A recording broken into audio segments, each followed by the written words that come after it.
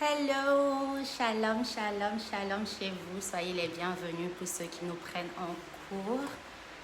Soyez les bienvenus. Welcome. Donc, on attend un peu que des personnes se connectent. C'est le moment d'inviter vos amis, inviter toute personne avec lequel vous voulez partager ce message. Donc, je veux saluer votre présence. Soyez les bienvenus. Que Dieu vous bénisse. Welcome, famille de Dieu.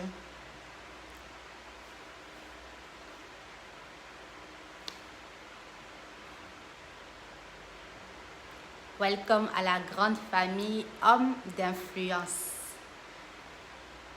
J'espère que vous allez bien. Comment s'est passée votre journée?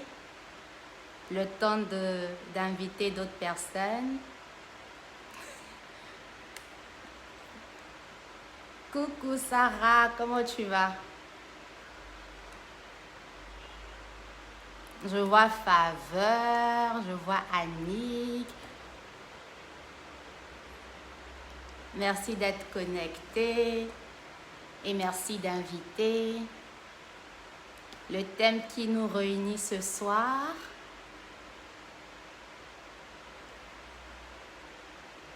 c'est un thème puissant.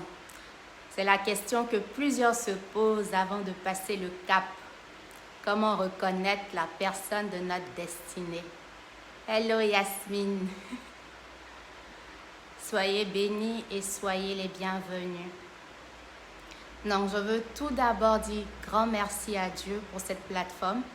Remercier Hommes d'influence pour cette invitation influente, comme le nom même le dit. Et aujourd'hui, par la grâce de Dieu, nous allons un peu connaître, comment reconnaître la personne de notre destinée. Parce que c'est une question à laquelle beaucoup se posent et chaque personne pourra donner son brin parce que les réponses diffèrent. Personne a une expérience différente comparée à personne B, mais par la grâce de Dieu, nous saurons comment reconnaître à notre niveau la personne d'influence, la personne de notre destinée, la personne qui va influencer nos choix et toute notre vie, parce que ça part de là.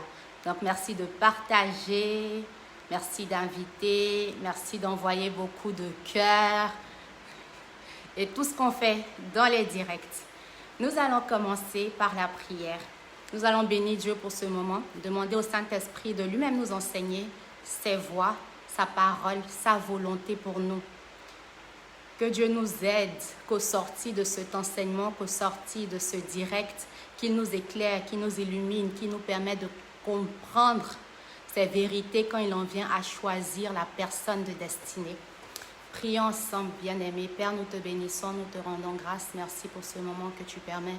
Merci Seigneur Jésus qu'au travers de ce direct, tu nous enseignes tes voies, tu nous enseignes au Père à ne pas nous tromper quand il en vient à choisir la personne avec laquelle nous allons passer le restant de nos vies.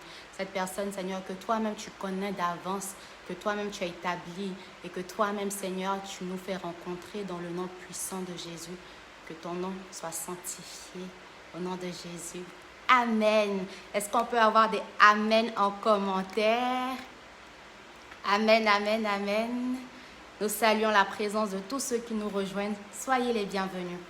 Ma première question pour vous est, quels sont ceux qui sont en cheminement ou qui sont fiancés et qui aimeraient se marier cette année 2021 par exemple? Quels sont ceux qui ont déjà rencontré les personnes mais se disent, est-ce que c'est vraiment la personne de ma destinée? Montrez des doigts. Est-ce que tu as déjà rencontré la personne? Est-ce que tu te dis que tu es prêt à passer le cap, mais tu te poses beaucoup de questions? Est-ce que c'est vraiment cette personne qui est faite pour toi? Si vous pouvez montrer en indiquant de la main.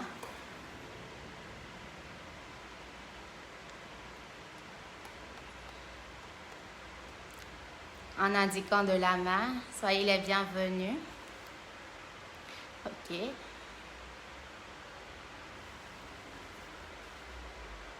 Et c'est bien aussi de dire qu'au cours de l'enseignement, si vous avez des questions, on a une équipe qui va les recruter et après on pourra les répondre. Parce que je vois déjà des questions. Ok, quelqu'un dit moi, servante de Dieu. D'accord, tu es déjà en cheminement, tu veux te marier cette année. Et tu te poses toujours la question, est-ce que c'est la personne? Ma question sera, pourquoi tu es en relation si tu te poses des questions? Mais on va voir tout ça aujourd'hui. Donc, un autre groupe de personnes. Tu n'as personne dans ta vie parce que tu te demandes comment choisir la personne. Si tu n'as personne dans ta vie et que tu aimerais savoir comment choisir, est-ce que vous pouvez montrer du pouce? Le premier, c'était montrer de la main. Ensuite, montrer du pouce pour la deuxième catégorie. Tu as personne. Et tu te demandes comment choisir cette affaire de mariage. Là, c'est compliqué. Laissez-moi vous dire, c'est compliqué. Comment choisir? Oui, on montre du pouce. Ok, on voit les mois. Je vois que montrer de la main, vous n'êtes pas en train de montrer de la main, vous êtes en train d'écrire moi. Il y a deux catégories. Donc, moi, c'est pour quelle des catégories? Première question, montrer de la main. Deuxième question, montrer du pouce. Donc, alors que vous répondez aux questions, nous allons voir le premier couple qui ait jamais existé. Ce premier couple, dénommé le couple Adam et Ève. Nous allons voir en Genèse, chapitre 2. Ok, je vois les pouces. Merci, Franck. Alors qu'on répond, en même temps, on prépare notre passage principal. Genèse 2. C'est bien de savoir comment reconnaître, mais comment est-ce que le premier homme a-t-il reconnu? Merci Laurel. Comment est-ce que le premier homme a-t-il reconnu? D'accord. Donc, quels sont ceux qui sont déjà en Genèse 2? Genèse 2, merci Stella.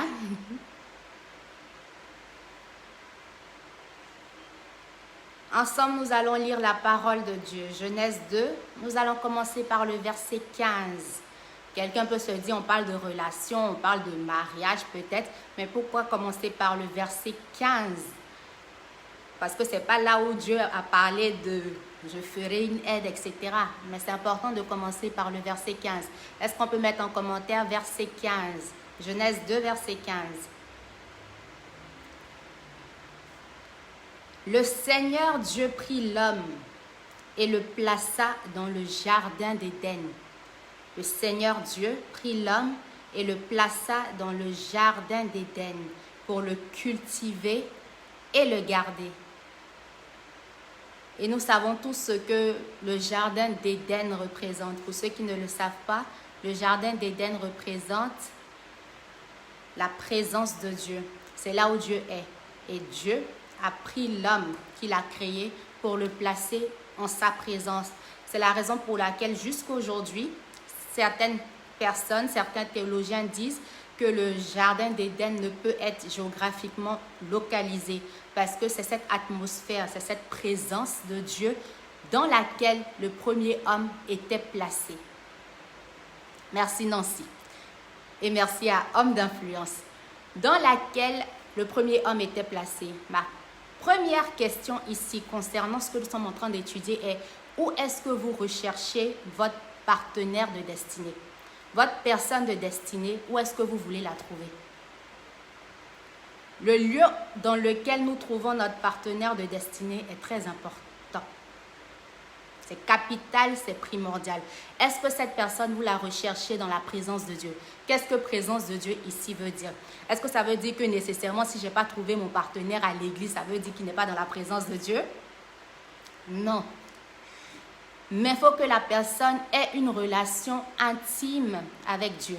Donc, alors que nous décortiquons, alors que je vous donne déjà les points, très important que la personne ait une intimité avec Dieu. Le premier homme, on pouvait le retrouver dans la présence de Dieu. Où est-ce que Ève a trouvé son premier homme ou son homme? C'est votre question. Où est-ce que Ève a trouvé son homme? Je crois que ce direct sera très interactif.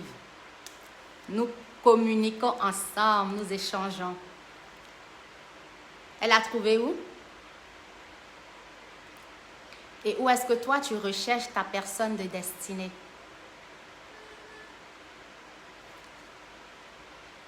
C'est ça, dans le jardin d'Éden. C'est dans la présence de Dieu. Le Seigneur Dieu prit l'homme et le plaça dans le jardin d'Éden pour le cultiver. Pour cultiver la terre et le garder. Ce qu'on fait avec la présence de Dieu, c'est la cultiver. Ce qu'on fait avec la présence de Dieu, c'est la garder. Ce qu'on fait avec Éden, merci Tina, c'est de cultiver et de garder. Comment est-ce que nous cultivons notre intimité avec Dieu? C'est capital, c'est très important. Est-ce que quand nous sommes en relation, même si cette relation-là, elle ne mènera peut-être pas au mariage, il y a beaucoup de relations dans lesquelles nous étions, si on peut se parler franchement, qui n'ont mené nulle part. Est-ce que ces relations-là nous privent de la présence de Dieu? Est-ce qu'elles nous écartent de la présence de Dieu? Est-ce que ces relations nous aident à cultiver notre intimité avec le Seigneur? Si ça ne t'aide pas, en coach barré, est-ce que cette relation t'aide à cultiver et à garder ton intimité avec le Seigneur? Tu ne peux pas vouloir être avec quelqu'un qui ne t'aide pas à évoluer spirituellement. Je crois que nous parlons ici en tant qu'enfants de Dieu, en tant que personnes qui ont accepté Jésus comme notre Seigneur et Sauveur. Et pour cela, nous avons une intimité avec le Seigneur. Et le premier homme, on le retrouve dans le jardin d'Éden. On le retrouve dans la présence de Dieu. Et dans cette présence, il était appelé à cultiver ce jardin, à cultiver cette intimité, à garder précieusement cette intimité. La relation dans laquelle tu te trouves t'aide-t-elle à cultiver et à garder ton intimité? Première question. Nous continuons. Il lui ordonna, tu te nourriras des fruits de n'importe quel arbre du jardin, sauf de l'arbre qui donne la connaissance de ce qui est bon et de ce qui est mauvais. Le jour où tu en mangeras, tu mourras.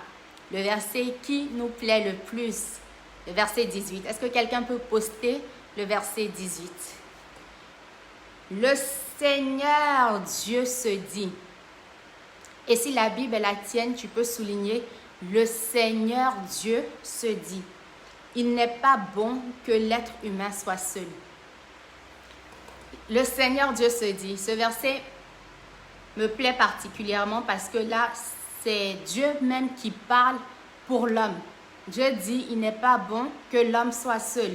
Dieu ne dit pas autre chose. Ce n'est pas aussi l'homme qui se dit, ah, j'ai attendu longtemps cette affaire de célibat, ah, ça devient trop, faut que je me trouve quelqu'un. Qui est-ce qui déclare dans ta vie qu'il n'est pas bon que tu sois seul? Merci Tina. Est-ce que c'est toi-même tu t'auto-déclares qu'il n'est pas bon que tu sois seul, enfant de Dieu? Merci Nancy. Ou est-ce que c'est Dieu qui déclare dans ta vie qu'il n'est pas bon que tu sois seul? Il faut laisser Dieu déclarer dans ta vie. C'est lui qui connaît mieux. Il faut que Dieu se dise un jour, quand il te voit dans la présence, il te voit cultiver le jardin, il te voit garder le jardin, il voit toutes ses activités, tout ton donné à lui, etc.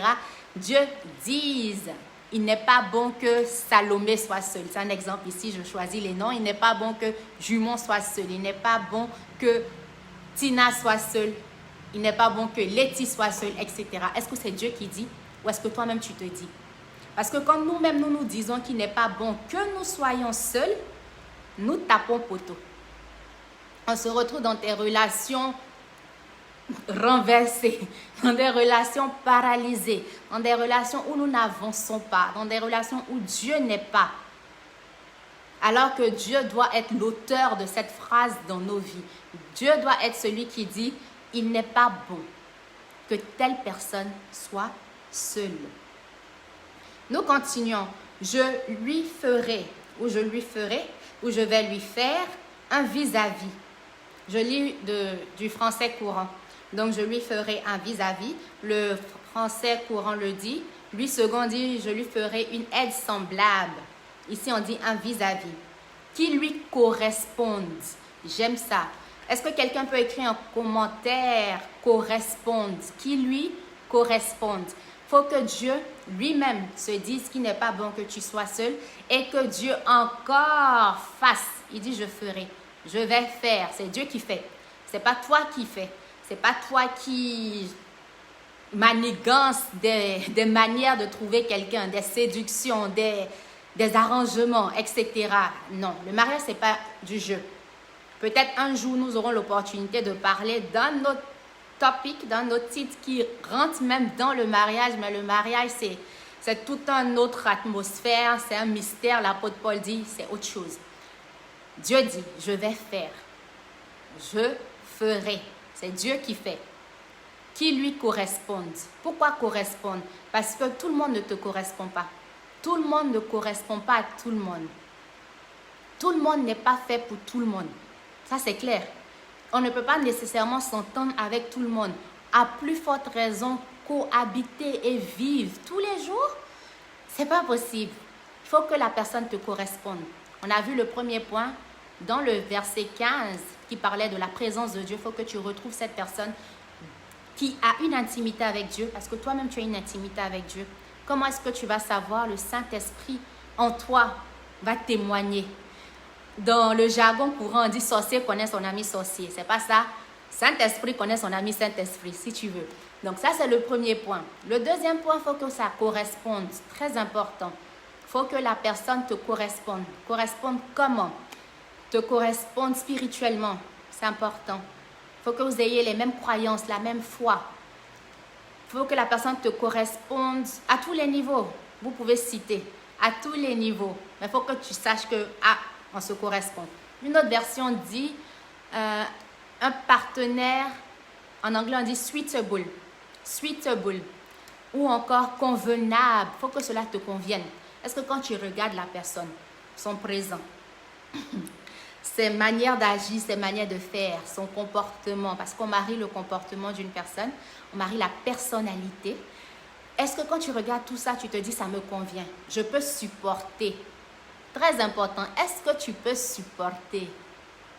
Ça me fait sourire parce que quand je cheminais avec mon mari actuel, genre mon époux, quand un petit truc se passe, on dit, est-ce que tu peux supporter? Il faut que tu poses cette question à la personne avec qui tu es ou à la personne avec qui tu envisages être. Est-ce que tu peux supporter? Très important.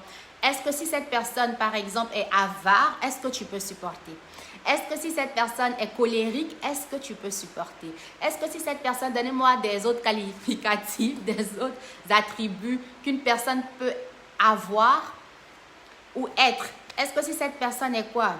Est-ce que tu peux supporter? Parce qu'on marie les bons et les mauvais. On marie tout. Les défauts et les qualités. On prend tout. Est-ce que tu peux supporter? Qui peut écrire en commentaire? Est-ce que tu peux supporter? Et on avait une manière drôle de le dire, c'est supporter, supporter. Tu peux supporter? Parce que Dieu nous appelle à supporter. Ok, nous continuons. La personne te correspond. Capable de te secourir. Dieu envoie quelqu'un dans ta vie capable de te secourir. De te secourir des situations, de te secourir des adversités. La Bible parle de deux valent mieux qu'un. De te secourir. C'est très important. Ok. Avec de la terre, le Seigneur façonna quantité d'animaux sauvages et d'oiseaux, et il les conduisit à l'être humain pour voir comment celui-ci les nommerait. Vous connaissez l'histoire. Chacun de ces animaux devait porter le nom que l'être humain lui donnerait. Celui-ci donna donc un nom aux animaux domestiques, aux animaux sauvages, aux oiseaux, mais il ne trouva pas. J'essaie un peu d'aller rapidement vu le temps parce qu'on doit aussi répondre à quelques questions. Mais sinon, on peut décortiquer chaque verset. Et par la grâce de Dieu, j'ai écrit un article où je décortique chaque verset et qu'est-ce que Dieu nous enseigne dans la particularité de chaque verset de ce passage. Mais nous allons aller rapidement vu le temps. Et le verset 20 dit, mais il ne trouva pas. J'aime le verset 20. Est-ce que quelqu'un peut dire, mais il ne trouva pas? Mais il ne trouva pas. Franck dit, oui, je peux supporter. Ah, Franck, il faut supporter. Hein? Il faut supporter. Parce que demain, Dieu va te demander les comptes. Est-ce que tu as supporté ça? Si la femme, elle fait quoi? Quels sont les attributs que vous m'avez donnés? Si la femme, elle est paresseuse, est-ce que tu peux supporter? C'est ça. Si quoi? Elle ne nettoie pas la maison, est-ce que tu peux supporter? On dit seulement les mauvais trucs ici ou les trucs qui semblent un peu pas bons pour nous faire prendre conscience. C'est pas juste le miel, c'est pas juste la rose, la rosée du ciel. Il y a les épines sur chaque rose. C'est ce qu'on doit se rappeler. Mais il ne trouva pas. Est-ce que vous avez écrit « mais il ne trouva pas » Merci Dogbo. J'espère que je prononce bien. Merci Laetitia. Mais il ne trouva pas. Quelqu'un dit si elle aime l'argent, ah tu vas supporter. Tu vas chercher beaucoup d'argent. Une aide paresseuse, Dieu va nous aider. On va prier pour elle, pour que Dieu puisse travailler son côté. C'est ça. Dieu va l'aider. Dieu va nous aider, nous tous. Parce qu'on a tous des « est-ce que tu peux supporter ?» Mais il ne trouva pas. J'aime cette partie parce que dans la plupart du temps, on ne retourne pas vers Dieu pour dire « je n'ai pas trouvé Seigneur ». Parce que dans l'histoire d'Adam ici, Dieu même se dit « il n'est pas bon qu'Adam soit seul ». En plus, Dieu envoie les animaux. Il dit, je vais lui faire une aide convenable, une aide qui correspond, une aide semblable, etc. Mais il ne trouve pas. Est-ce que quand tu ne trouves pas, tu repars au pied du Père, au trône de l'Éternel pour dire, mais je n'ai pas trouvé. Mais je n'ai pas trouvé. Charlène dit, elle est nouvelle, sois la bienvenue. Mais je n'ai pas trouvé. Il faut qu'il y ait cette attitude de mais je n'ai pas trouvé. Cette attitude de brisement. Cette attitude où si Dieu t'a dit qu'il va t'envoyer quelqu'un, si tu n'as pas trouvé, sois honnête avec ton Père Céleste et dis-lui mais je n'ai pas trouvé. Parce que moi je remarque dans ce passage que lorsque Adam ici a dit mais je n'ai pas trouvé, mais il ne trouva pas. Il y a eu cette reconnaissance de ne pas trouver. Qu'est-ce qui s'est passé? Après cette reconnaissance de ne pas avoir trouvé l'aide semblable, l'aide qui correspond, l'aide qui me va. Que se passa? Mais il ne trouva pas de vis-à-vis qui lui corresponde, capable de le secourir. Alors le Seigneur fit tomber l'homme dans un sommeil profond. Avant que Dieu ne te fasse tomber, toi qui recherches la personne de ta destinée, dans un sommeil profond, il faut qu'il y ait la partie de ta vie qui reconnaît que tu n'as pas trouvé. Si tu ne reconnais pas que tu n'as pas trouvé, comment on peut venir t'aider à trouver la personne? C'est ça. Merci. C'est ça. Il faut que tu reconnaisses que tu n'as pas trouvé. Il n'y a pas la honte dedans. Seigneur Jésus, je n'ai pas trouvé. Mon cœur me fait mal, je n'ai pas trouvé. Ce n'est pas de prendre ce qui est là. Ce n'est pas ça. Ce n'est pas une affaire de prendre ce qui est là. Si tu prends ce qui est là, tu vas supporter toute ta vie ce qui est là. Il faut prendre ce que Dieu t'envoie parce que tu reconnais que tu n'as pas trouvé. Quand on reconnaît qu'on n'a pas trouvé, notre Père Céleste est capable de renverser les situations pour nous faire trouver ce qui nous appelle à trouver. Est-ce que quelqu'un peut dire Amen dans les commentaires? Reconnaître qu'on n'a pas trouvé. La Bible dit alors, j'aime ça, alors, le Seigneur fit tomber l'homme dans un profond sommeil. Il lui prit une de ses côtes. Et renferma la chair à sa place. Il lui prit une de ses côtes. Lorsque Dieu opère cette chirurgie en nous, lorsque Dieu opère cette opération spirituelle en nous, qu'est-ce que sommeil profond? C'est lorsqu'on laisse Dieu travailler notre être, lorsqu'on laisse Dieu prendre le contrôle de la situation. Pas lorsque nous-mêmes, on veut prendre les devants. Seigneur, tu dis, tu vas envoyer ce que je suis envoyé là. Moi-même, ça me plaît. Moi-même, je vais venir. Yeah! Moi-même, quoi? Doucement. Doucement. On laisse Dieu prendre le contrôle. On laisse Dieu prendre les devants. On laisse Dieu travailler en nous. Que ce soit notre caractère, que ce soit nos visions, nos réflexions, nos idéologies. On laisse Dieu être Dieu dans cette relation, dans cette situation. On laisse Dieu faire. C'est ça. On commence avec Dieu dans l'étape de pré-mariage et on continue avec Dieu dans le mariage. On ne peut pas laisser Dieu et puis choisir et puis après rechercher Dieu. Il n'est pas là. Voilà. On commence avec lui, on continue avec lui.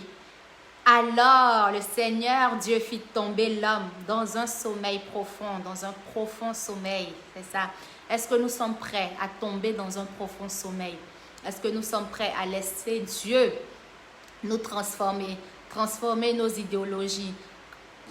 Cela est un sujet de prière pour quelqu'un. Que Dieu transforme tes idéologies, que Dieu transforme ta vision, que Dieu transforme ta manière de faire. Surtout pour une femme. Cela s'applique aux hommes comme aux femmes. Mais aujourd'hui, nous tous rassemblés, surtout pour une femme, c'est très important que tu laisses Dieu travailler ton mindset. Pourquoi? Parce qu'avant de se marier, la société nous apprend à être indépendante, à être des woman boss, à faire la plupart des choses de nous-mêmes. Ce n'est pas mauvais. Ça, c'est la mentalité de before marriage, avant le mariage. Mais lorsque tu te maries, tu ne peux plus faire de toi-même. C'est ça. Dieu t'a donné une autorité, Dieu t'a donné une tête sous laquelle tu dois te soumettre. Tu dois apprendre déjà le mindset du mariage. Les anglophones aiment bien dire « You have to be a wife before being a wife ». Tu dois être une épouse avant même qu'on t'épouse. Très important. Dans ta mentalité, dans ta manière de faire, tu dois apprendre à partager pour quelqu'un qui ne sait pas le faire. Parce que le mariage, tu vas partager. Tu dois apprendre à abandonner tes idées, homme comme femme, mais surtout la femme. Parce que l'homme est le chef, l'homme est la tête. Et j'aime bien dire que la seule chose que Dieu te laisse faire, c'est de choisir ta tête. Choisis bien ta tête, jeune femme. Choisis bien ta tête, jeune fille. Choisis bien ta tête, femme, parce que c'est la seule chose que Dieu peut te laisser faire. Lorsque tu as choisi ta tête, le reste, là, la soumission, il n'y a pas question. Tu vas appliquer parce que c'est un des requirements pour le mariage. Si tu veux que ton mariage réussisse, tu dois te soumettre. Donc, tout ce qui est idéologie, tout ce qui est pensée qui ne favorise pas le mariage, c'est l'étape à laquelle tu dois commencer à te préparer. Donc, on parle de préparation au mariage, préparation à rencontrer notre conjoint, notre partenaire de destinée. Ça englobe tout. Ça englobe tout. Et si Dieu nous permet, une prochaine fois, nous pourrons voir le cas de Rebecca et Isaac. Comment elle s'est préparée, comment elle s'est disposée à rencontrer Isaac. Aujourd'hui, nous voyons le cas d'Adam, le premier homme, et comment Dieu a disposé les choses pour qu'il puisse reconnaître la personne de sa destinée. Nous sommes au verset 21 où Dieu lui-même plonge Adam dans un sommeil profond. Pourquoi? Parce qu'il n'a pas reconnu. Il dit, je ne trouve pas d'être semblable. Tu dis, tu vas m'envoyer, mais je ne vois rien. Est-ce que c'est la prière de quelqu'un ce soir? Dieu dit qu'il va t'envoyer quelqu'un, mais tu ne vois rien. Est-ce que tu es retourné auprès du Père? Est-ce que tu lui as fait ce rapport spirituel que tu ne trouves pas? Est-ce que c'est un travail que tu dois faire en toi et sur toi? Parce que comment trouver la bonne personne? C'est être soi-même la bonne personne. La plupart du temps, les gens demandent comment reconnaître la personne, comment être une bonne personne, comment trouver la bonne personne. La réponse est simple. Trouver la bonne personne, c'est être soi-même la bonne personne. Parce que si tu es une bonne personne, tu vas attirer vers toi de bonnes personnes. Si tu as un bon comportement, tu vas savoir reconnaître ce qui est bon. C'est ça. Exemple ici qui me vient à l'esprit, une femme qui s'est préparée, elle sait reconnaître les bons ingrédients qui vont l'aider dans sa cuisine, vrai ou faux? Est-ce que les femmes sont dans la place? C'est ça. Donc si toi-même tu as les bons attributs, les bonnes valeurs, les bonnes choses qui correspondent à la vie de Christ, tu vas savoir reconnaître cette personne.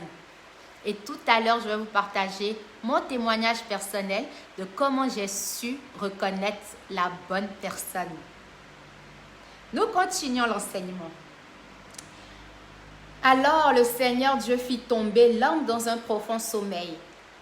Il lui prit un de ses côtés et renferma la chair à sa place. J'aime ça. Il lui prit un de ses côtés et renferma la chair à sa place. Et cette partie particulièrement m'interpelle parce que dans l'application, on peut comprendre que lorsque Dieu prend la chair, un côté, il faut savoir renfermer la chair à sa place. Dans l'application, qu'est-ce que ça veut dire? Quand Dieu te permet d'identifier cette cote ou cette personne ou cette, etc., il faut savoir renfermer la chair à sa place. C'est pas maintenant il faut flirter avec d'autres personnes. C'est pas ça. C'est pas l'attitude à avoir. C'est pas maintenant qu'il faut faire. Quelles sont les autres choses que nous avons l'habitude de faire? C'est pas ça. Quand Dieu enlève la cote, il ferme la chair à sa place. Il faut savoir laisser Dieu fermer la chair à sa place, renfermer la chair à sa place.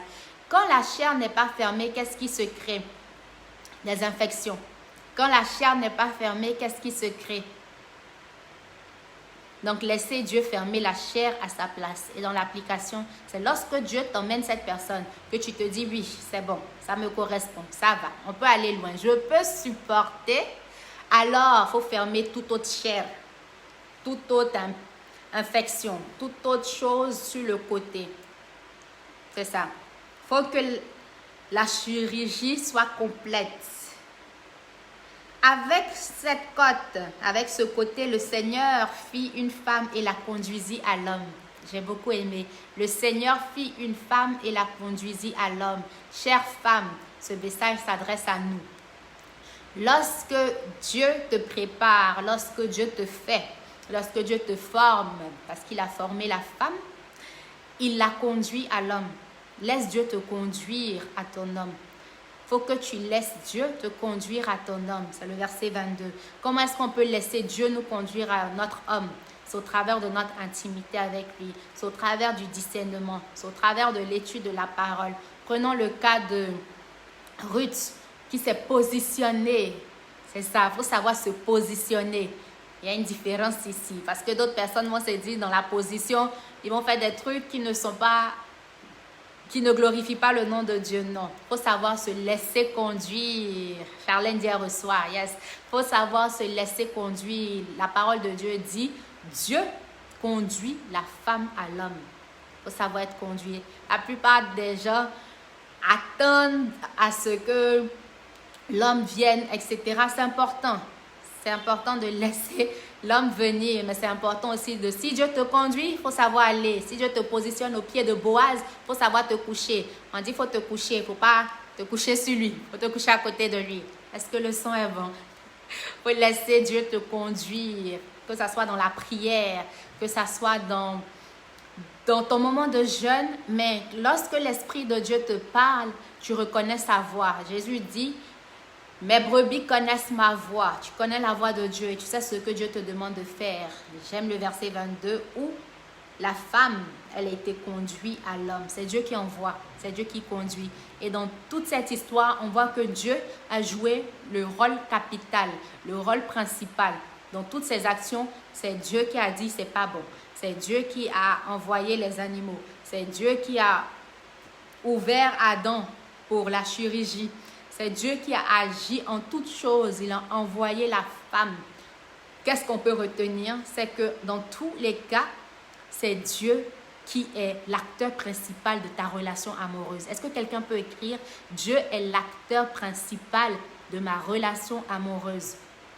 C'est très important parce que la raison pour laquelle nous nous marions, si je peux choquer quelqu'un, c'est pas pour être dans le bonheur ou encore pour voyager ou pour montrer son alliance ou je ne sais quoi d'autre ou pour être appelé madame. C'est qu'on n'a rien compris. Ça, c'est le guassou, c'est le bonus. La raison pour laquelle nous nous marions, c'est pour glorifier Dieu. Voici pourquoi on se marie. Dieu dit, dans le ciel, ils sont unis. Ils sont un. Le Fils et le Père sont un. Et Dieu veut représenter cette unité céleste, cette unité spirituelle, physiquement. Qui est-ce qu'il peut utiliser? Est-ce qu'il peut utiliser un frère et une sœur? Ok, ça ne sera pas dans la même capacité, ça ne sera pas dans la même ampleur. Dieu dit, je vais utiliser un homme et une femme. Je vais utiliser monsieur et madame. Les deux vont représenter l'unité de Dieu. Les deux vont représenter la force de Dieu. Les deux vont représenter l'amour de Dieu. Donc aujourd'hui, nous sommes les représentants de Dieu dans nos foyers. Lorsqu'on cherche l'amour de Dieu, lorsqu'on cherche l'unité de Dieu, lorsqu'on cherche l'ampleur de Dieu, la force de Dieu, etc., on retrouve monsieur et madame tel. Dans mon contexte ici, on retrouve monsieur et madame Alobo. Quand on les voit, on voit la force de Dieu, on voit l'unité de Dieu, on voit l'amour de Dieu. C'est ça le mariage. Ce n'est pas une affaire de venir faire je ne sais quoi. Genre, non. Est-ce que nous sommes prêts à représenter Dieu? Ça, c'est la partie de Dieu. Encore la partie de Christ. Christ et l'Église, c'est un mariage que nous ne voyons pas physiquement. C'est un mariage qui va se passer. Jésus dit oui. L'homme est Christ, la femme est l'Église.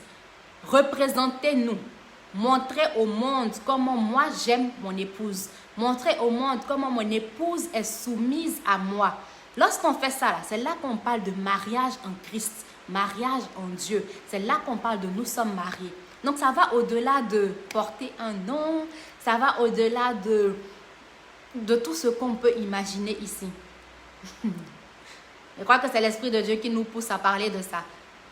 Et quand on comprend ces valeurs, que je suis la représentation de Christ, je suis la représentation de l'Église, je suis là pour montrer au monde la gloire de Dieu. Est-ce que quand on va dans ta maison, la gloire de Dieu est représentée? Là, on peut dire que tu es marié. Quelqu'un dit, j'ai rêvé ou je me fiançais, amen. Là, on peut parler du mariage. Donc, comment reconnaître la personne de ta destinée? C'est la personne avec qui tu vas t'unir en Christ. La personne avec qui tu vois en tant que femme ici comme ton autorité, comme ta tête, comme ton chef, comme Christ dans ta vie. Et est-ce que toi-même tu te vois en tant que l'Église de notre Seigneur Jésus-Christ dans la vie de cette personne? C'est fort et c'est important de savoir. Est-ce que tu vois ce dernier comme Christ dans ta vie? Si tu ne le vois pas en Christ, il ne faut pas fatiguer notre frère. Si elle aussi, tu n'es pas prêt à l'aimer comme Christ a aimé l'Église, ne fatigue pas la sœur. Ne la fatigue pas. Verset 23. Celui-ci s'écria, ah, cette fois-ci. Cette fois-ci. C'est qu'il y a eu d'autres fois, parce que, cette fois-ci, là, vraiment, ça vient de loin. Voici quelqu'un qui est plus que tous les autres du même sang que moi. Il faut que tu sois un plus dans la vie de cette personne. Il faut que tu sois un plus dans ta propre vie. Il faut que tu sois plus. Plus, qu'est-ce que ça peut représenter dans ta vie? Ça peut être différent de ce que ça peut représenter dans ma vie. Mais Dieu veut que tu augmentes le level, que tu raises the level. Il faut que tu sois plus. Il faut que quand cette personne t'accueille, te reçoit, sache que tu es une pelle rare. Tu as plus de valeur. Tu es importante. Tu es plus. C'est ça. On l'appellera compagne de l'homme. Car c'est de son compagnon qu'elle fut tirée. Comment Adam sait d'où elle vient, puisqu'il dormait. C'est de son compagnon qu'elle fut tirée. Très important. Ici prend fin l'enseignement biblique. Et là, je vais vous partager quelques points qui pourront peut-être aider d'autres personnes sur comment moi, j'ai su reconnaître la personne de ma destinée. Et au début de ce direct, je ne me suis pas présentée exprès. Comme ça, on allait écouter le ce pourquoi Dieu nous réunissait d'abord. Donc, maintenant que nous avons entendu la parole de Dieu et savoir comment l'appliquer dans nos vies, comment Adam a reconnu et comment nous devons reconnaître, tout d'abord en ayant une intimité avec Dieu, très capitale, et en recherchant quelqu'un qui a une intimité avec Dieu. La Bible parle d'être sous le même joug. Rechercher à être sous le même joug que cette personne. Ensuite, si on ne trouve pas, il faut dire à Dieu qu'on n'a pas trouvé. Il faut être honnête. Il faut dire à Dieu qu'on n'a pas trouvé. Il faut revenir au Père. Il faut tout lui dire. Être cette bonne personne nous-mêmes pour attirer de bonnes personnes.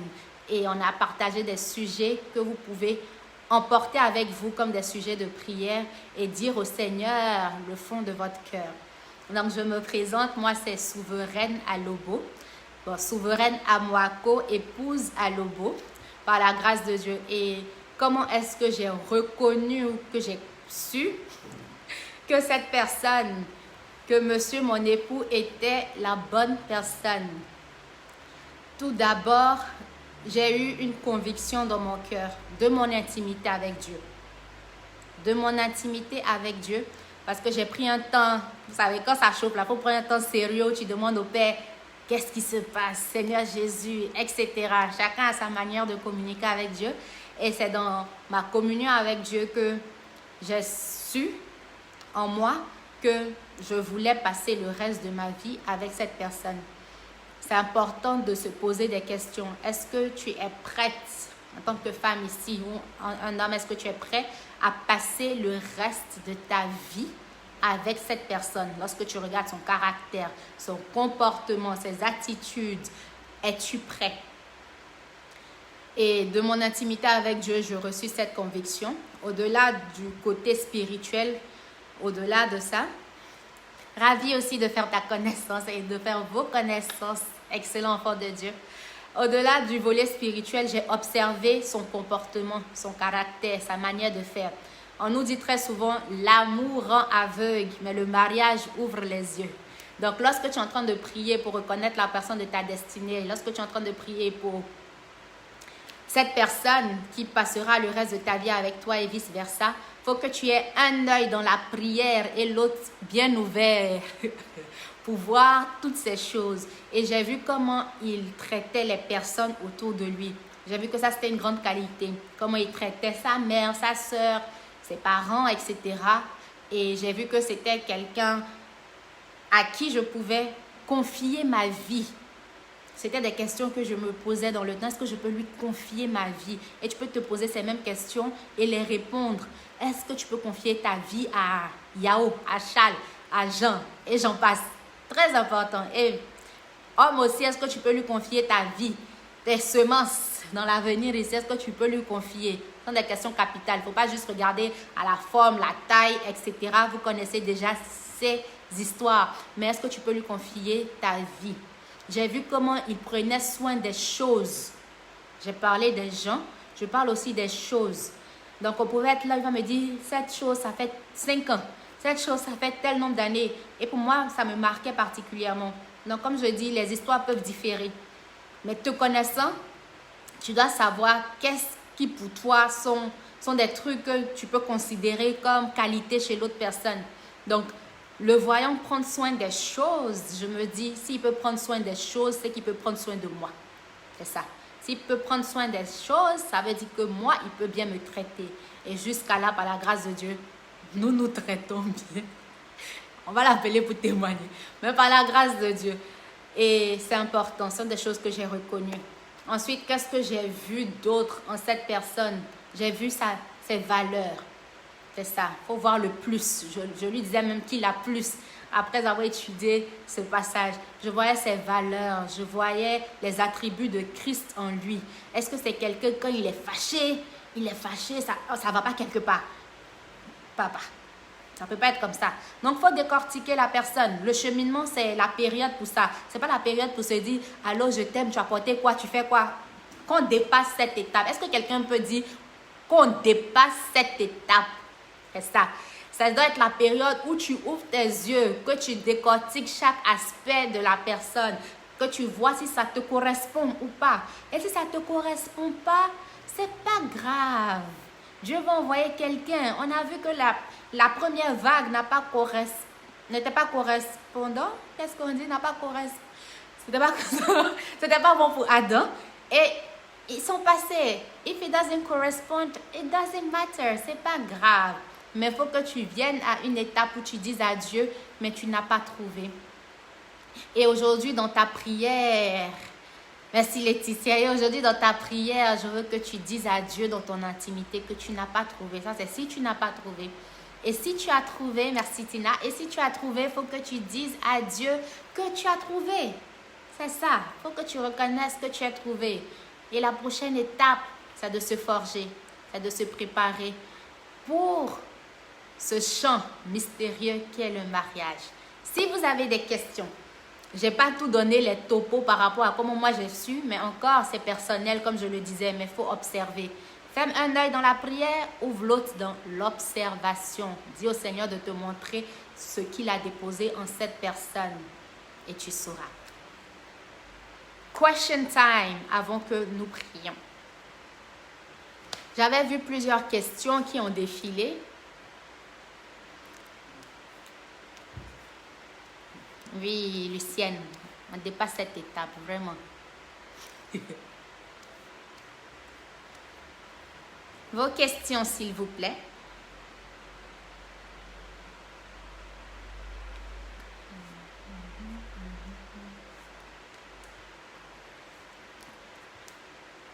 Oui, Franck, il faut qu'on dépasse. Vraiment. Qu'est-ce que tu as mangé? Qu'est-ce que tu as fait? Comment ça va nous aider ici? Parlez de vos visions. Parlez de ce que Dieu met dans vos cœurs. Parlez de l'avenir. Quels sont tes plans à court terme, à long terme? Mais qu'est-ce que tu as mangé là? Tu as fait quoi avec ce que j'ai mangé? Comment éviter de faire des erreurs? Wow! Comment éviter de faire des erreurs? D'abord, l'erreur est humaine. Ok? C'est au travers des erreurs qu'on apprend. La preuve, moi j'aime être vrai, réel, cru, tout ce que vous voulez, cash, comme on dit. Après, on dit comment reconnaître le choix de Dieu. Okay. La preuve, c'est que la relation dans laquelle nous sommes, ou nous étions, pour ceux qui sont mariés, n'était pas nécessairement la relation qui a abouti au mariage. Qu'est-ce que tu as appris de cette relation? Comment tu peux te bonifier? Comment tu peux te parfaire? Quels sont les reproches que cette personne t'a fait et comment tu peux t'améliorer? C'est comme ça qu'on peut apprendre. Donc, comment savoir si celui ou celle est le bon? C'est ça le point. Comment savoir si c'est le bon? Moi, je ne peux pas répondre pour vous. C'est une question individuelle, c'est une question personnelle. C'est une question à laquelle nous devons soumettre à Dieu. Donc, pour mon histoire personnelle, si je dois donner mon expérience ici, j'ai failli passer à côté du bon ou de la personne. Et j'aime bien dire que comment savoir que c'est le bon, c'est parce que toi-même, tu dois être la bonne personne. Arrivé à un point, il faut que toi-même, tu sois la bonne personne. Il faut que toi-même, tu sois une source de bénédiction pour bénir d'autres personnes. Donc ça, c'est important. Et comment j'ai failli passer ici, c'est que, bon, dans le temps, mon cheminant, il était intéressé. Et vous connaissez, femme, elle va faire son malin, etc. Il n'est pas intéressé et tout. Mais arrivé à un point, j'ai réalisé que je ne peux pas vivre sans cette personne. Genre, je peux, mais c'est plus fort que moi, je ne veux pas. Je ne veux pas vivre. Il faut reconnaître, arriver à un moment, il faut venir à ce point où tu es réel avec toi-même. En anglais, on dit, you have to sit with yourself. Assieds-toi avec toi-même, dis-toi les bêtes. Et j'ai vu que je ne pouvais pas. Et mon papa aime bien dire que tu ne dois pas marier quelqu'un avec qui tu peux vivre. Tu dois marier avec quelqu'un avec laquelle tu ne peux pas vivre sans. Et bon, sachant tout ça, j'ai réalisé que je ne veux pas vivre sans cette personne. Je ne peux pas vivre sans cette personne. Raison pour laquelle je suis rentrée dans mon intimité. Je dis, Seigneur Jésus, c'est comment cette histoire? Parce que je vois que... Et c'est comme ça que Dieu a confirmé dans mon cœur. Dieu a confirmé dans son cœur et dans le cœur de différentes personnes qui sont des autorités pour nous. Et de là, on a su, ça ne veut pas dire que tout sera rose du coup. Mais voilà, il faut se parfaire, il faut travailler. C'est le fer qui aiguise le fer. Il faut se polir et devenir de meilleures personnes l'un pour l'autre chaque jour. Surtout quand tu pries et que tu n'as pas de réponse concernant la personne. Si tu pries et que tu n'as pas de réponse concernant la personne, parfois le temps doit faire les choses. Laissez le temps faire les choses. Vous pouvez vous donner du temps séparé et voir si vous pouvez vivre l'un sans l'autre ou vous pouvez continuer à faire vos vies.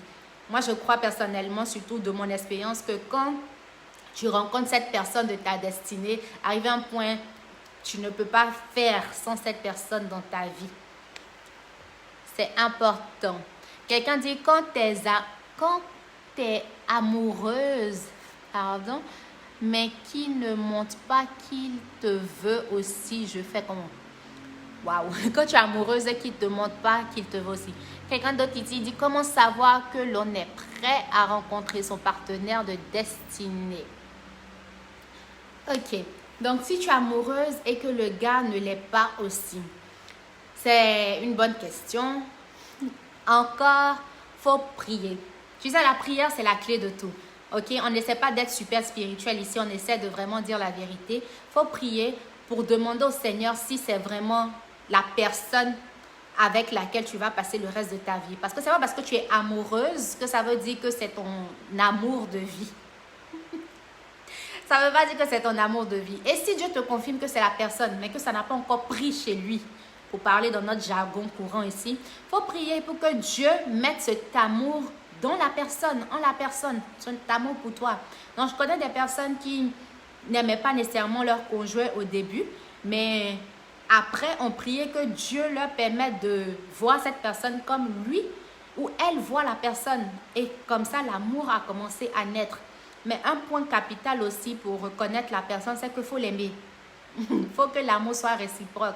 Parce que tu ne peux pas facilement respecter quelqu'un que tu n'aimes pas, même si ça se passe. Tu ne peux pas aussi te soumettre facilement à quelqu'un que tu n'aimes pas. Tu ne peux pas cohabiter avec quelqu'un que tu ne peux pas supporter. Si, il faut s'aimer. Il faut que l'amour réside. Si tu pries que la relation vire au cauchemar, mais au fond, tu l'aimes. Ok, tu pries, mais la relation, c'est pas ça, mais toi, tu l'aimes. En tout cas, il y a des questions qui doivent recourir après le direct. Parce que là, ce n'est pas juste une seule réponse standard, mais de vraiment connaître les paramètres qui... Je prie et souvent, il me montre qu'on s'entend bien dans le futur, mais ses actes montrent le contraire. Ok. Donc, si tu pries et que tu vois que ça va aller, mais après, tu ne vois pas ça chez la personne. Vous savez, après avoir prié, il faut que tu t'assieds avec cette personne, d'adulte en adulte, et que vous parliez. Parce que peut-être, toi, tu ressens une chose, mais ce n'est pas le cas chez l'autre personne. Donc, c'est important de s'asseoir, de parler en adulte et de dire que voici mes sentiments pour toi. Voici ce que je crois que Dieu a mis dans mon cœur. Et toi, il faut que la personne ici soit honnête avec toi et te réponde que non, moi je te vois en amitié, ou laisse-moi aller prier, ou toi et moi. Il faut que la personne soit honnête. Donc après la prière, il faut que tu ailles parler à cette personne vis-à-vis. J'ai un problème et je ne comprends pas pourquoi ça m'arrive. J'ai toujours eu les résultats amoureux avec les hommes vivant déjà avec une femme sous le toit. J'ai beaucoup demandé à Dieu les raisons, mais rien. Ouais. Donc, par rapport à ça,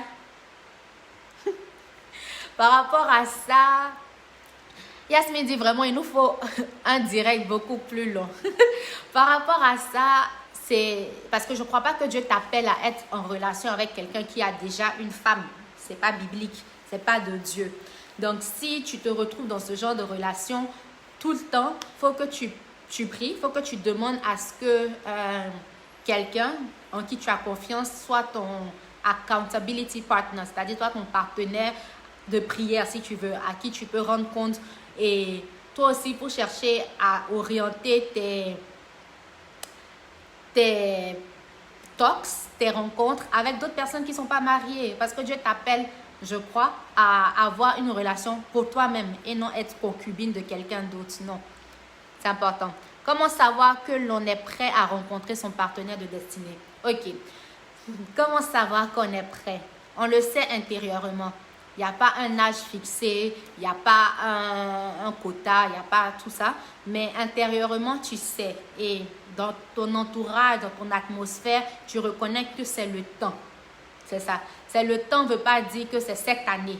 Mais au moins, tu sais. Et quand tu sais en toi, tu te prépares. Tu te prépares. Donc, par exemple, un homme qui quoi, on va dire, il a fini ses études, il travaille, il a chez lui, ça devient un besoin. C'est plus ou moins ça. Ça devient un besoin pour lui de se caser, de prendre une femme, etc. Tu ne peux pas dire que tu es à l'école et que tu te prépares pour le mariage. Surtout pour un homme. Parce qu'un homme, il doit financer. Un homme, il a beaucoup de responsabilités, beaucoup de charges. Comment est-ce qu'on va manger? Comment est-ce qu'on va survivre? C'est pas possible. Donc, tu sais que tu es prêt lorsque il y a certaines étapes de ta vie que tu as bravées. Comment est-ce qu'on sait qu'on est prêt à aller à l'université, par exemple? On sait qu'on est prêt à aller à l'université lorsqu'on a fini certaines étapes scolaires et nous sommes prêts pour la prochaine étape. Donc, le mariage, c'est comme une étape. C'est comme quand tu es au CM2. Tu es content, tu as porté bleu, blanc, tu vas aller en 6e, etc. Tu arrives en 6e là-bas. C'est ça. D'autres responsabilités, d'autres exercices, autres choses. Moi, j'aime bien casser les bulles comme ça pour nous faire prendre conscience. C'est très intéressant, c'est un mystère, la vie à deux, c'est les bénédictions de Dieu, etc. Mais il faut ouvrir tes yeux. C'est comme tu es en terminale. Tu vas aller à l'université, tu es content, tu seras libre, tu seras à la fac, tu vas faire ce que tu veux, les horaires, les parents, etc. Tu arrives là-bas toi-même, tu te dis, qui m'a envoyé ici? Mais tu t'habitues à cette vie, tu crois en Dieu, Dieu t'aide, c'est là même tu pries beaucoup même. Tu pensais que tu allais chauffer, non? Quand tu allais partir dans tel pays. Mais là même, là, tu pries beaucoup, tu appelles, comment on prépare, maman, comment on fait telle chose. Ça, c'est par rapport à la fac. Dans le mariage aussi, c'est pour dire que c'est les mêmes réalités. Tu es dans une autre étape de vie, une autre saison de vie. Tu apprends d'autres choses, tu deviens mature, tu as une vie encore intense avec le Seigneur. D'autres personnes disent, quand je suis célibataire, je prie pour le mariage jeune. Si je suis mariée, je ne vais plus prier. Si, tu vas continuer à prier, tu vas continuer à jeûner parce qu'il y a d'autres défis, il y a d'autres responsabilités. Quelqu'un dit, est-ce que c'est normal de croiser un homme dans ton rêve? Ça dépend de ce que l'homme fait là-bas. Mais de le croiser comment? C'est-à-dire tu rencontres ton amoureux dans ton rêve, mais pas dans la vraie vie. C'est fort, hein? Je ne sais pas, je ne peux pas donner une réponse standard si c'est normal. Peut-être si Dieu te montre quelque chose, peut-être c'est ton imagination. J'avais une relation longue où je pensais arriver à destination lol. Tout ce qui était prière, me montrait cet homme même dans les visions, les gens. Ok, mais ça s'est terminé donc maintenant je ne sais pas si je prie mal pour ne pas avoir les bonnes réponses. Ok, vous savez, c'est important de faire un bilan de ces relations. De la même manière qu'on fait bilan de santé, bilan de ceci, cela. C'est important de faire un bilan de ces relations et de savoir les forces et les faiblesses de la relation dans laquelle nous avons été. Important. C'est comme un débriefing. Donc, il faut que tu t'asseyes avec toi-même, il faut que tu sois honnête de savoir qu'est-ce qui n'a pas marché. Est-ce que c'était ma manière de parler? Est-ce que c'est parce que la langue dans le mariage, ça prend beaucoup. Le ton avec lequel tu parles, c'est très important. Très, très important. Et il y a 3 tons. Il y a le ton, c'est aujourd'hui j'ai appris ça. Il y a le ton avec lequel tu parles en public. Il y a le ton avec lequel tu parles aux enfants. Et il y a le ton avec lequel tu parles à ton mari, au chef, etc. Donc, lorsque nous sommes en relation, même si on n'est pas encore dans le mariage, l'homme, il regarde tout ça. Il regarde, est-ce que cette femme va me respecter? Est-ce qu'elle sera soumise? Est-ce qu'elle me voit comme son égal? Est-ce qu'elle me voit comme son camarade? Tout ça, c'est important à prendre en compte. Chose que nous ne devons pas. Mais on aura un autre direct par la grâce de Dieu, je crois. Parce que ça, c'est... On rentre dans un autre sujet. Ok. Donc, j'espère que j'ai pu répondre à toutes vos questions. Par la grâce de Dieu. Parce que là, il est 21h10. Si vous n'avez plus de questions, nous allons prier. Nous allons demander à Dieu de nous aider. De nous aider dans cette marche et cette démarche qui nous emmènera au mariage, que Dieu lui-même nous guide, nous conduise, comme nous l'avons vu au verset 22, que c'est Dieu qui a conduit Ève à son mari, à Adam. Amen. Merci Lucienne. Que Dieu lui-même nous conduise et qu'il nous façonne. Qu'il nous façonne. Parce que c'est une chose, ici je veux parler aux femmes, c'est une chose d'être convertie au Seigneur Jésus. Mais le mariage, c'est une reconversion. C'est une reconversion parce que tu te convertis à nouveau à une autre personne. C'est une autre éducation, c'est une autre philosophie, c'est beaucoup d'autres choses. Donc, c'est une reconversion. Et ça sont des choses que j'ai apprises par ma belle-mère qui me donnait les conseils. Il faut qu'un jour vous l'invitiez aussi. Elle est formidable. Si tu es avec un homme qui te quoi? Déjà avec une femme qui n'a pas encore marié, mais qui te dit de laisser Dieu s'en charger. Ça passe rapidement. Bon.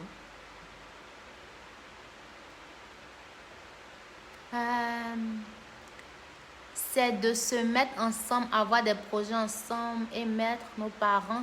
Bon, c'est super long, je ne sais pas si c'est le résumé ou bien si c'est une question.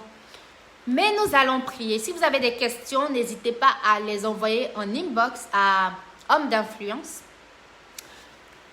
Homme influent, et je crois que nous allons pouvoir répondre à vos questions. Amen et merci à vous pour votre aide, que le Seigneur amène. Donc, n'oubliez pas votre exercice, chers membres de ce direct, c'est d'aller au trône de Dieu et de dire au Seigneur, si tu n'as pas reconnu, dis-lui que tu n'as pas reconnu. Il faut que ton premier époux soit le Seigneur Jésus-Christ. C'est lui notre premier époux en tant qu'Église ici. C'est lui qui va nous apprendre à être de meilleures épouses, hommes comme femmes. Nous sommes tous l'épouse de notre Seigneur Jésus-Christ. Nous allons prier. Père Dieu fidèle, nous te bénissons, nous te rendons grâce. Merci pour ce moment que tu as permis. Merci pour ce direct. Merci Seigneur, car toi seul connais mieux les situations de chaque personne. Je te recommande toutes ces personnes connectées, toutes les personnes qui vont suivre après. Saint-Esprit, intervient dans chacune de nos vies, dans chacune de nos situations. Toi qui es le meilleur conseiller, révèle-toi à nous. Seigneur, révèle-toi à nous dans nos situations, révèle-toi à nous dans nos préoccupations, apporte-nous les solutions adéquates, oriente-nous. Aide-nous, Seigneur Jésus, à comprendre ta parole et à la mettre en pratique. Aide-nous, ô Père, à nous laisser plonger dans un sommeil profond. Travaille en nous tout ce qui est caractère, tout ce qui est comportement, tout ce qui est attitude, tout ce qui est, Seigneur, philosophie. Transforme nos idéologies, transforme notre mentalité, renouvelle notre mentalité pour la prochaine saison dans laquelle tu nous appelles. Père, nous prions que tu puisses être notre Paraclétos, notre aide, notre secours, et que tu puisses intervenir dans la vie de toutes ces personnes connectées, qu'il y a des témoignages aux sorties de ce programme dans le nom de Jésus que nous avons prié. Amen. Amen chez vous. Nous attendons les témoignages que vous allez partager sur cette page parce que nous croyons qu'après ces enseignements, après la parole de l'Éternel, les choses se décantent, les choses se déclenchent en notre faveur. Je vous souhaite une très bonne soirée. Je veux encore remercier Homme Influent pour cette invitation d'honneur. Et nous vous donnons rendez-vous prochainement. Restez connectés, restez abonnés à cette page. Que Dieu vous bénisse. Shalom.